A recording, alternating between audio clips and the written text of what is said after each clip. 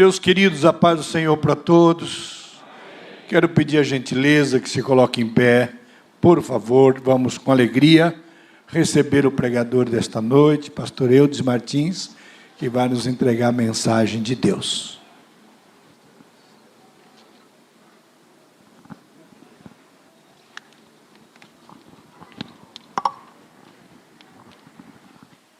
Eu cumprimento a todos com a paz do Senhor Jesus. Amém.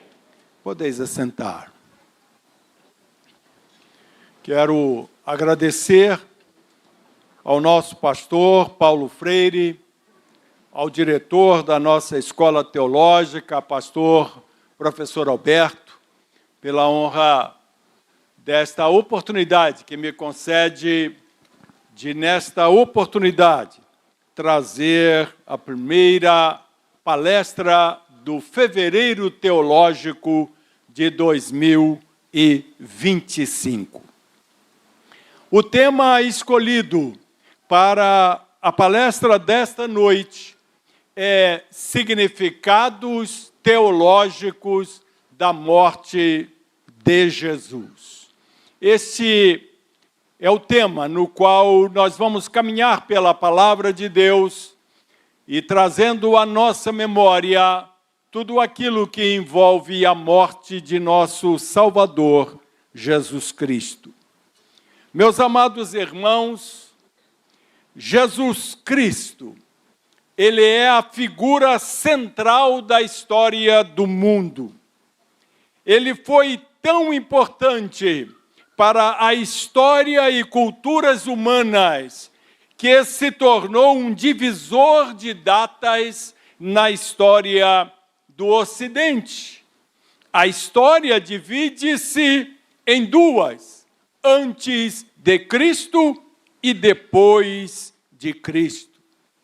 Através dos anos, pessoas colocaram Cristo como a figura central de suas vidas e foram impactados pelo nosso Senhor, passando por mudanças interiores, nas quais se destacam a salvação, o perdão de nossos pecados, a regeneração, a nossa justificação diante de Deus e novos valores espirituais, morais, que faz com que na nossa caminhada nós fazemos diferença no mundo no qual estamos inseridos. Mas esta obra maravilhosa de Cristo não trouxe apenas mudanças interiores, trouxe também mudanças exteriores, mudança de caráter, mudança de atitudes. Cabe nesta introdução ressaltar mais uma vez aquilo que os irmãos já sabem, mas que vale a pena trazer à memória. E esta verdade é que o cristianismo não é uma religião. O cristianismo é um estilo de vida, cuja proposta básica está simplificada em Colossenses capítulo 1, versículo 27, que diz assim: Deus quis dar a conhecer a riqueza da glória deste mistério, que é Cristo em vocês, a esperança da glória. Meus amados, para os falsos mestres, o objetivo de suas crenças é apenas uma experiência mística. Mas para os crentes em Jesus, o mistério revelado está acompanhado da esperança de definitivamente estar com o Senhor na ocasião da sua segunda vida, da sua segunda vinda.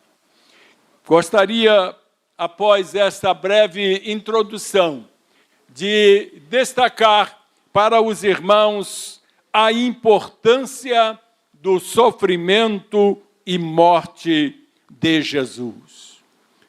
Uma verdade que nem sempre refletimos sobre ela é que Jesus nasceu para morrer. A encarnação visava a expiação, conforme Hebreus capítulo 2, versículos 14 e 15. Olha que texto maravilhoso da palavra de Deus. Visto, pois, que os filhos têm participação comum de carne e sangue, também Jesus igualmente participou destas coisas, para que por sua morte destruísse aquele que tem o poder da morte, a saber, o diabo, e livrasse todos os que, pelo pavor da morte, estavam sujeitos à escravidão por toda a vida. Meus amados, a morte de Cristo é a mensagem central do Novo Testamento. E é uma mensagem central como a solução para o problema do pecado humano e como meio de trazer os seres humanos à comunhão com Deus. É o que diz o texto de 1 Coríntios capítulo 15, versículos de 1 a 4. Diz assim a santa palavra de Deus: irmãos, Paulo falando, não Paulo Freire, o Paulo apóstolo, mas ele falaria também. Irmãos, venho lembrar-lhes o evangelho que anunciei a vocês, o qual vocês receberam e no qual continuam firmes. Por meio dele, vocês também são salvos, se retiverem a palavra, assim tal como a preguei a vocês, a menos que tenham crido em vão. Antes de tudo, entreguei a vocês o que também recebi. E aí eu fiz questão de destacar esta parte do texto de Paulo, quando ele diz assim, que Cristo morreu pelos nossos pecados, segundo as Escrituras, e que foi sepultado e ressuscitou ao terceiro dia, segundo as Escrituras. Meus amados, em que sentido Jesus morreu pelos nossos pecados? Como este fato histórico é explicado em um Novo Testamento? A resposta encontra-se nas seguintes palavras-chave aplicadas à morte de Cristo. Sempre que você pensar sobre a morte de Cristo, você precisa levar em consideração estas palavras-chave. E sobre elas eu gostaria de comentar alguns pensamentos com os irmãos nesta noite. Quais são essas palavras-chave que respondem à pergunta: em que sentido Jesus morreu por nossos pecados? A primeira delas é a expiação. A segunda, propiciação. A terceira, sacrifício vicário. A quarta, redenção. A quinta, justificação. E a sexta, reconciliação. Vamos então analisar estas palavras-chave. Começando com a primeira palavra, expiação. Meus amados, a expiação é o ponto crucial da fé cristã, porque a natureza de Deus é perfeita e completamente santa. E sendo contrário à natureza de Deus, o pecado é repulsivo a Ele. Ele não tolera o pecado. Primeira carta de Pedro, capítulo 1, versículos 15 e 16, a palavra de Deus diz assim: assim como é santo aquele que o chamou, sejam santos vocês também em tudo o que fizerem, porque está escrito: sejam santos, porque eu sou santo. Deus é compelido a se afastar do pecado, ele é alérgico a ele. Chamou a minha atenção esta parte do versículo 13 do primeiro capítulo do profeta Isaías, onde Deus diz assim: não posso suportar iniquidade.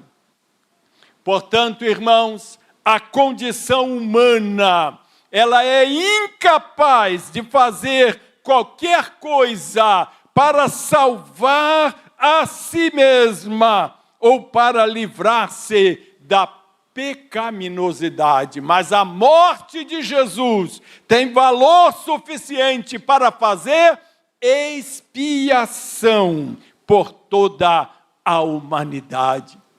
1 João capítulo 2, versículo 2, e ele é a propiciação pelos nossos pecados, e não somente pelos nossos próprios, mas também pelos do mundo inteiro.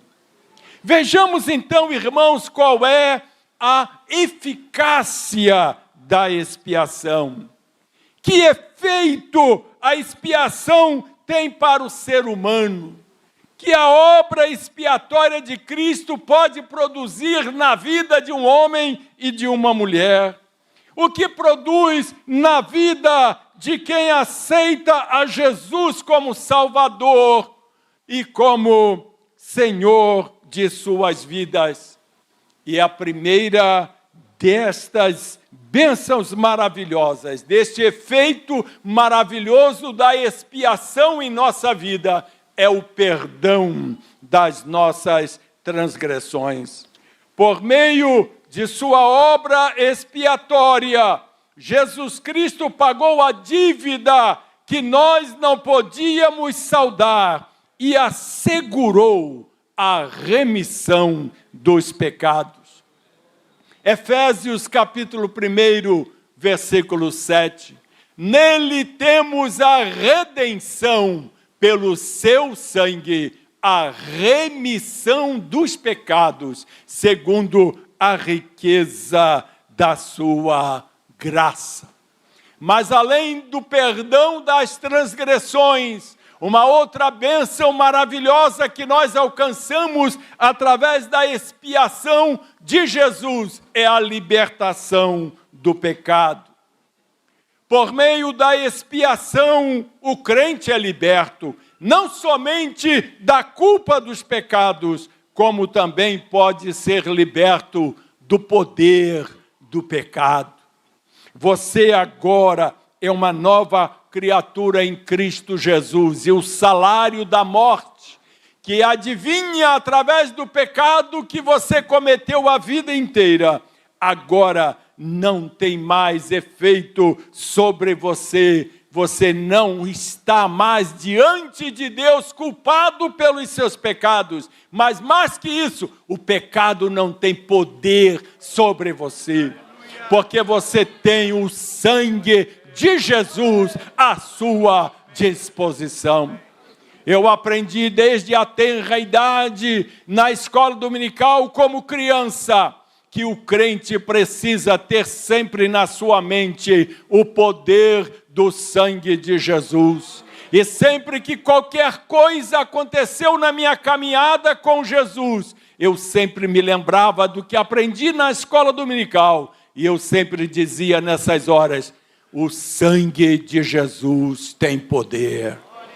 E foi assim que venci as tentações. Superei todas as armadilhas que o inimigo colocou no meu caminho, porque nessas horas eu clamava pelo sangue de Jesus. O sangue de Jesus tem poder. Aleluia! Louvado seja o nome do Senhor. Libertação do pecado é outro resultado da expiação. Por meio da expiação, o crente então é liberto do poder do pecado. Romanos capítulo 6, os primeiros 2 versículos diz assim: que diremos então? Continuaremos no pecado para que a graça aumente ainda mais? De modo nenhum. Como viveremos ainda no pecado, nós que já morremos para ele? Pense nisso. Quando o diabo te tentar e colocar o pecado diante dos seus olhos, pense nisso. Como eu posso viver no pecado se eu já estou morto para o pecado? Se eu não vivo mais para o pecado, louvado seja o nome do Senhor. Então, irmãos, no versículo seguinte, no versículo 11 desse mesmo capítulo 6, Paulo continua dizendo assim: assim também vocês se considerem mortos para o pecado, mas vivos para Deus, em Cristo Jesus. E eu fiz questão de colocar esta parte em letra maiúscula, porque o pecado não terá domínio sobre vocês, pois vocês não estão debaixo da lei, e sim da graça. Eu estava uma certa vez aconselhando um jovem que estava envolvido em alguns pecados tenebrosos, e ele chegou para mim e falou assim: pois é, pastor, a carne é fraca, eu não resisti. E eu disse para ele assim: é verdade, a carne é fraca e a vergonha é pouca. Porque se você já está morto para o pecado, se o pecado não tem mais domínio sobre vocês, como é que você pode ceder à tentação? Resista pelo poder do sangue de Jesus. Mas além destas duas bênçãos iniciais, nós temos uma terceira bênção, que é a vida vitoriosa. O poder do amor de Cristo, revelado no Calvário, nos transformou. O poder da cruz, descendo em nossos corações, nos capacita para vencermos o pecado. Nós costumamos ter o nosso versículo da Bíblia preferido, não é? Às vezes, na escola dominical, algumas vezes fazemos esse exercício com os alunos. Vamos recitar o nosso versículo preferido. E cada um recita o seu. Esse é o meu. Gálatas capítulo 2, versículo 20. Logo, já não sou eu quem vive, mas Cristo vive em mim. E esse viver que agora tenho na carne, eu vivo pela fé no Filho de Deus, que me amou e se entregou por mim. Meus amados, a vida vitoriosa inclui a vitória sobre Satanás. O Novo Testamento declara que Cristo venceu Satanás por nós. Observe só o que diz Lucas, capítulo 10, versículo 19. Jesus falando com os seus discípulos que tinham saído para evangelizar e voltaram contando as bênçãos da evangelização. Jesus respondeu para eles assim: eis que eu dei a vocês autoridade para pisar em cobras e escorpiões e sobre todo o poder do inimigo, e nada, absolutamente, lhes causará dano. Aleluia! Isto é obra da expiação que recebemos em Cristo Jesus. Mas vamos para a segunda palavra-chave, e ela se chama propiciação. Na Bíblia, propiciação é o ato de apaziguar a ira de Deus e obter perdão pelos pecados. É um processo de reconciliação entre Deus e os seres humanos. A propiciação tem uma relação direta com o propiciatório do Antigo Testamento. onde o sumo sacerdote entrava uma vez por ano para fazer expiação pelos pecados do povo, conforme Êxodo 25. Jesus foi o sacrifício perfeito. Ele morreu por todos. Sua morte serviu de propiciação, porque desviou de nós o castigo pelo pecado. Quem aceita Jesus como seu Salvador tem seus pecados expiados pelo seu sacrifício. Está limpo do pecado. Já não é preciso oferecer sacrifícios repetidamente, porque Jesus pagou por todos os pecados. Aleluia. Cristo é descrito como sendo essa propiciação. Romanos capítulo 3, versículo 23. Falando de Jesus, o apóstolo Paulo diz assim: a quem Deus apresentou como propiciação no seu sangue, mediante a fé. Deus fez isso para manifestar a sua justiça, por ter ele, na sua tolerância, deixado impunes os pecados anteriormente cometidos. Mas hoje, o pecado não tem mais o poder de nos afastar de Deus, porque Jesus é a nossa propiciação, e ele apaziguou a ira de Deus contra nós. Ainda sobre a propiciação, em 1 João capítulo 4, versículo 10, a palavra de Deus diz assim: nisto consiste o amor, não em que tenhamos amado a Deus, mas que ele nos amou e enviou seu Filho como propiciação pelos nossos pecados. Aleluia! Que bênção, irmãos, que bênção maravilhosa. Agora o ser humano pode achegar-se a Deus em nome de Jesus. O acesso a Deus, o mais sublime dos privilégios, foi comprado por grande preço, o sangue de Jesus. Sempre que eu estou orando, eu me vejo ao lado de um grande precipício, na borda de um precipício, e do outro lado deste precipício eu vejo Deus na sua glória, no seu poder, e eu contemplo ele pela fé com os meus olhos espirituais na minha oração, e eu digo assim: Senhor Jesus, eu só podia ver Deus de longe, mas tu vieste e construíste uma ponte sobre esse abismo. E sobre ti, Jesus, eu entro nesta ponte, e agora não vejo Deus à distância, mas chego aos pés dele, me prostro aos pés dele, pelo sangue de Jesus, aleluia.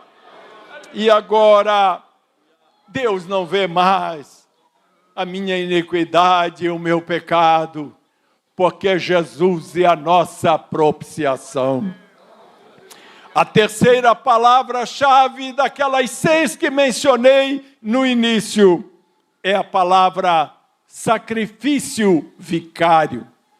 Esta palavra vicário quer dizer algo que substitui outra coisa ou pessoa. O sacrifício vicário, ou sacrifício expiatório, é um conceito da teologia cristã que se refere ao sacrifício de Jesus Cristo na cruz, como substituição pelo pecado do ser humano. Jesus é o sacrifício por meio de quem chegamos a Deus. Isaías capítulo 53, versículo 5. Mas ele foi traspassado por causa das nossas transgressões, esmagado por causa das nossas iniquidades. Ele, Jesus, o castigo que nos traz a paz, estava sobre ele, e pelas suas feridas fomos sarados. Aleluia! Louvado seja o nome do Senhor. Sacrifício vicário. Jesus morreu por nós, morreu em nosso lugar. Meus queridos irmãos, Cristo morreu por nós em nosso favor, como nosso representante. Romanos capítulo 5, versículo 8. Mas Deus prova o seu próprio amor para conosco, pelo fato de Cristo ter morrido por nós, quando ainda éramos pecadores. Louvado seja o nome do Senhor. Vamos então para a quarta palavra-chave, para nós entendermos a morte de Jesus. Na Bíblia, a redenção é o ato de libertação do pecado e da escravidão, permitindo ao ser humano reconciliar-se com Deus. Jesus é considerado o Redentor, pois pagou o preço da libertação do pecado com a sua morte na cruz. A redenção é um ato de amor e misericórdia de Deus, que permite aos crentes alcançarem a vida eterna. Quando pensamos na redenção e no que o Novo Testamento nos ensina a respeito desta palavra-chave, nós entendemos que a redenção, em primeiro lugar, enfatiza a ideia de do que nós fomos libertos. Redenção enfatiza 3 ideias básicas. A primeira é esta: do que fomos libertos? Do pecado e da morte. Isto é a primeira ideia básica de redenção no Novo Testamento. Marcos capítulo 10, versículo 45. Pois o próprio Filho do Homem não veio para ser servido, mas para servir e dar a sua vida em resgate por muitos. Mas além desta primeira ideia do que fomos libertos, do pecado e da morte, a redenção no Novo Testamento enfatiza uma segunda ideia, que é o preço pago. Qual o preço que foi pago para a nossa redenção? Foi o sangue de Cristo. Efésios capítulo 1, versículo 7. Nele temos a redenção pelo seu sangue, a remissão dos pecados, segundo a riqueza da sua graça. Mas há uma terceira ideia básica, enfatizada no Novo Testamento, quando fala de redenção para nós. E essa terceira ideia é que nós passamos por uma mudança de propriedade. Agora somos servos de Deus. 1 Coríntios capítulo 6, versículo 19. Será que vocês não sabem que o corpo de vocês é santuário do Espírito Santo, que está em vocês, e que vocês receberam de Deus? Olha como o versículo termina lindamente. E que vocês não pertencem a vocês mesmos. Que privilégio! Ser crente é a coisa mais linda do mundo. Agora somos propriedade de Deus. Não somos mais propriedade do mundo. Não somos dominados por Satanás. Não somos dominados por nossas emoções. Não somos dominados pelos maus pensamentos. Porque pertencemos a Deus. Louvado seja o nome do Senhor. E no versículo 20 de 1 Coríntios 6, diz assim: porque vocês foram comprados por preço, foram comprados. Agora, pois, glorifiquem a Deus no corpo de vocês. Hoje em dia, muitos crentes não entendem esta verdade. Glorifiquem a Deus no corpo de vocês. Tem muito crente achando que pode fazer o que quiser do seu corpo, porque o importante é crer em Jesus e seguir Jesus e ler a Bíblia e orar. Não é isso que a Bíblia diz. A Bíblia diz que nós glorificamos a Deus no nosso corpo. É por isso que eu vivo angustiado com a minha barriga. Falei, meu Deus, o que é que eu faço para perder essa barriga? Aí um dia encontrei com um amigo, falei, você me ajuda a perder essa barriga? Ele falou assim, para você não tem jeito não, cara. Falei, não tem, porque você é diabético e toda vez que você toma insulina, a insulina produz gordura na barriga. Mas eu não desisti não, estou lá na minha esteira, todo dia lá caminhando. E de vez em quando a minha esposa fala assim, cuidado com o joelho. E eu digo para ela, meu bem, hoje andei meia hora, hoje andei 1 hora, não é? Hoje consegui fazer 5 quilômetros por hora. Ela diz, é pouco, tem que ser mais. Eu digo, não aguento, só aguento 5 quilômetros. Por quê? Porque eu preciso cuidar desse corpo para glorificar a Deus com ele.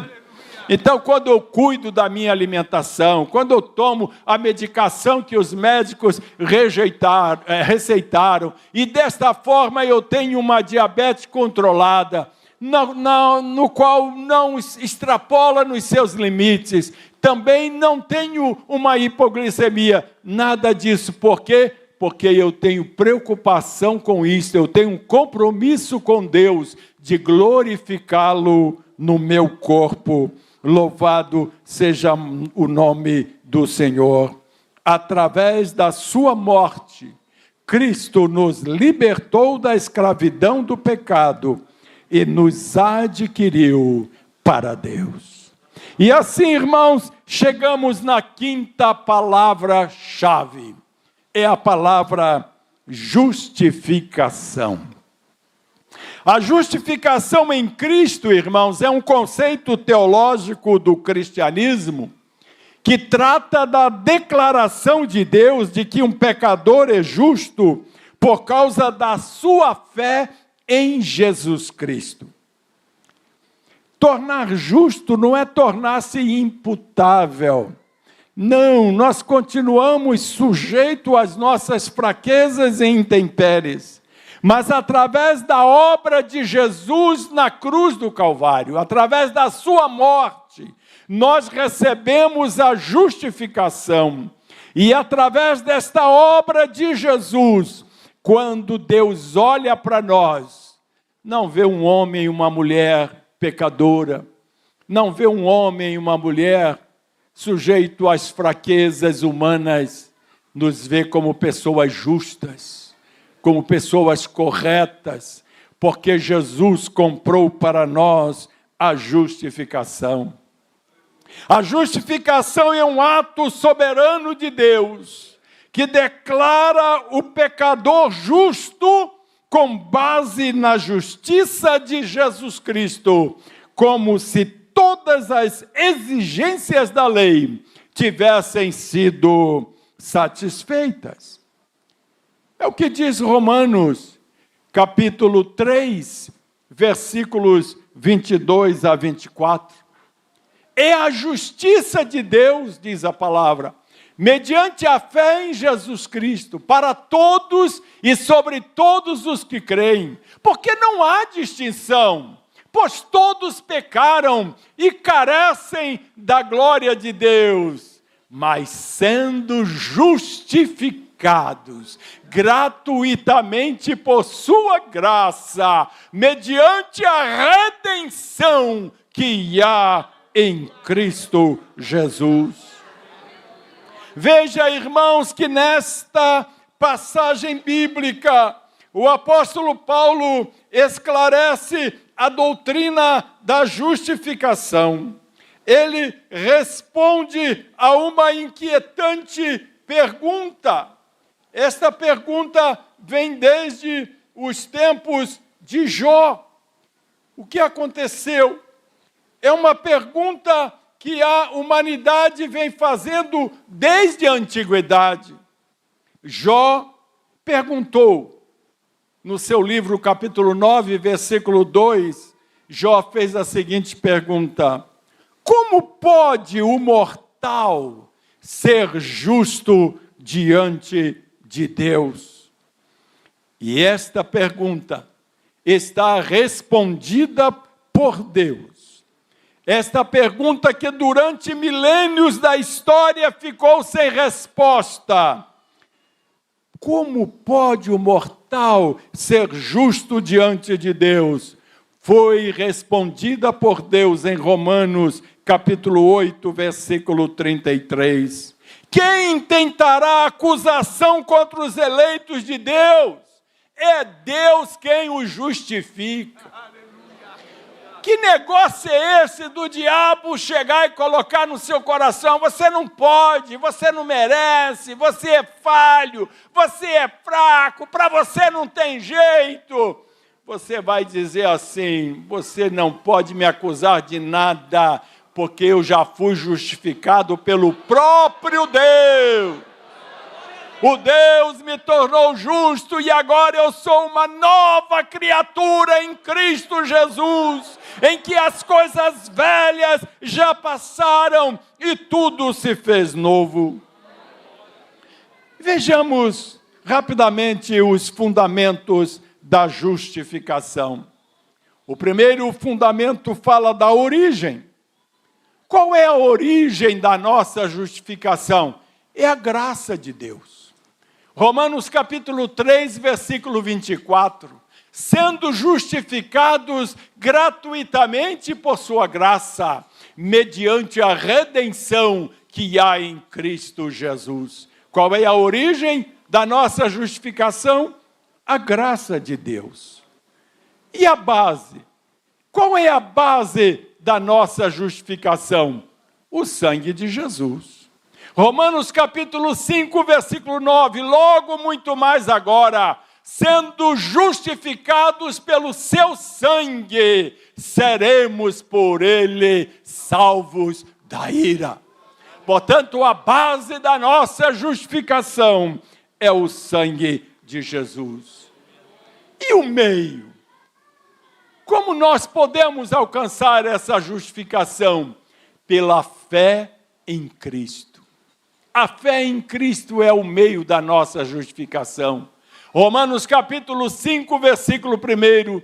Justificados, pois, mediante a fé, temos paz com Deus, por meio do nosso Senhor Jesus Cristo. E temos também a confirmação da nossa justificação, é a ressurreição de Jesus. Romanos capítulo 4, versículo 25. O qual foi entregue por causa das nossas transgressões, ressuscitou para a nossa justificação. Sempre que eu leio este versículo, eu me lembro do meu saudoso pai. Um dedicado obreiro na obra do Senhor, fui um pioneiro das Assembleias de Deus, no antigo estado do Rio de Janeiro, abrindo igrejas, Assembleias de Deus, em cidades que não tinha nenhum crente sequer. E eu, como filho mais velho, estava lá com ele pequenininho.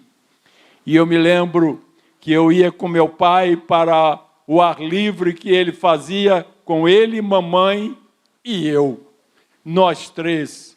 E eu me lembro que a minha participação no culto ao ar livre era cantar um corinho.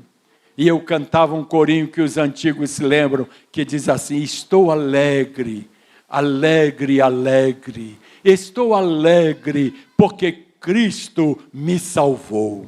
E eu cantava esse corinho. Eu não consigo cantá-lo porque já não tenho mais voz. Mas eu cantava esse corinho, era a minha participação no culto ao ar livre. Mais tarde cresci, conheci Gessi, casei com ela, tivemos o nosso primeiro filho, o Elielson, que hoje está com 51 anos, e com Elielson, novinho ainda, nós voltamos a esta cidade. E lá estava eu mostrando para Gessi, falando, meu bem, estava aqui com o papai quando eu tinha 5 anos de idade. De repente chega uma senhorinha muito idosa e fala assim, cadê irmão Eude, cadê irmão Eude, cadê irmão Eude? E eu falei, eu sou Eude. E ela começou a chorar e falou assim, eu me converti ouvindo você cantar, estou alegre porque Cristo me salvou. E este versículo me traz à memória o meu papai, que faleceu em 2004, porque nas suas pregações, papai sempre repetia isso, e ele dizia assim, fomos justificados pela ressurreição de Jesus. Que maravilha, confirmação, irmãos, não tem como a dúvida entrar no seu coração. Jesus Cristo ressuscitou para nossa justificação. Portanto, são candidatos à justificação os que mediante o Evangelho se chegam a Deus por nosso Senhor Jesus Cristo, confessando os seus pecados e aceitando a Jesus como seu Salvador. Romanos capítulo 8, versículo 1 diz assim, agora, pois, já não existe nenhuma condenação para os que estão em Cristo Jesus. E para concluir, vejamos a 6ª palavra-chave, chama-se reconciliação. É muito interessante, irmãos, entendermos que a reconciliação não é uma mudança de atitude humana, uma mudança de atitude de nós mesmos em direção a Deus. Não é isto. A reconciliação é uma atitude de Deus em relação ao ser humano e seu pecado. Reconciliação e justificação estão estreitamente relacionados. 2 Coríntios capítulo 5, versículos 18 e 19. Ora, tudo isso provém de Deus, que nos reconciliou consigo mesmo por meio de Cristo e nos deu o ministério da reconciliação. Você que gosta de arranjar uma confusão, olha bem para as letras maiúsculas. Ele nos deu o ministério da reconciliação. Nós somos agentes da paz. E diz o versículo 19, Deus estava em Cristo reconciliando consigo o mundo, não levando em conta os pecados dos seres humanos e nos confiando a palavra da reconciliação. E já partindo para a conclusão, a paz resultante desta reconciliação não é um estado mental, mas uma condição de relacionamento. Romanos 5, versículo 1, justificados, pois, mediante a fé, temos paz com Deus, por meio do nosso Senhor Jesus Cristo. No sentido cristão, a mudança nas relações entre Deus e uma pessoa é efetuada por meio de Cristo. 2 Coríntios 5,18, ora, tudo isso provém de Deus, que nos reconciliou consigo mesmo por meio de Cristo e nos deu o ministério da reconciliação. Reconciliados com Deus por meio de Jesus Cristo, agora nos tornamos agentes da paz. Isaías profetizou que o Messias reinaria como príncipe da paz. Isaías 9:6, porque o menino nos nasceu, um filho se nos deu, o governo está sobre os seus ombros, e o seu nome será Maravilhoso Conselheiro, Deus Forte, Pai da Eternidade, Príncipe da Paz. E Miqueias, ao profetizar o nascimento em Belém do rei vindouro, declarou: e ele será a nossa paz. Por ocasião do nascimento de Jesus, os anjos proclamaram que a paz de Deus acabara de chegar à terra. Lucas 2:14. Glória a Deus nas maiores alturas e paz na terra entre os homens a quem Ele quer bem. Seja um agente da paz, porque você foi reconciliado com Deus com este propósito. E nesta conclusão, eu queria dizer para vocês que o mais significativo de tudo que refletimos aqui é que apenas uma pessoa seria capaz de cumprir as exigências de Deus e satisfazê-lo em vida e em morte. E esta pessoa é Jesus Cristo. E com base em sua natureza e vida perfeita, que não conheceu pecado algum, Cristo, em seu sacrifício e morte vicária na cruz, na plenitude dos tempos, nos resgatou da nossa vã maneira de viver. A nossa vida não é mais inútil. Nós temos valor, temos até um hino que diz assim, né? Você tem valor, você tem valor. Você é um filho de Deus, salvo e remido pelo sangue de Jesus. Que Deus abençoe a todos. Amém.